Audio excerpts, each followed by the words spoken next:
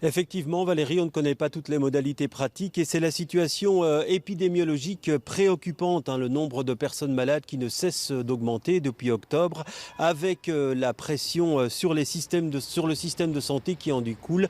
C'est cela qui a motivé les ministres à généraliser cette troisième dose pour toute la population. Actuellement, seuls les plus de 65 ans et les personnes vulnérables recevaient cette invitation à recevoir cette troisième dose. Alors comment va-t-il s'organiser? Ça, on ne le sait pas encore. La task force vaccination et le Conseil supérieur de la santé vont se pencher sur la question et il y aura une réunion le 27 novembre, une nouvelle réunion entre les ministres de la Santé pour fixer un plan. Il y a aussi une autre décision qui a été prise, c'est celle d'autoriser une deuxième dose pour toutes les personnes qui ont été vaccinées avec le Johnson & Johnson.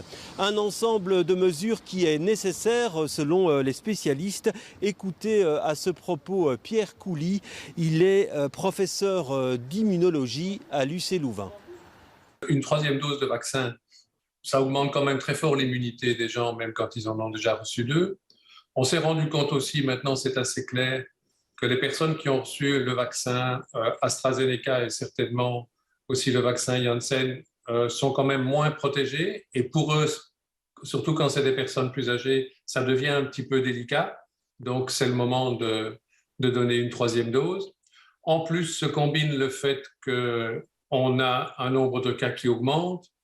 On a un système de soins de santé un peu en tension. Il faut se rendre compte qu'on n'est plus tout à fait dans la même situation hospitalière que l'année passée. Il y a un peu partout des pénuries de personnel. Donc, puisqu'on a la possibilité de le faire, c'est le bon moment.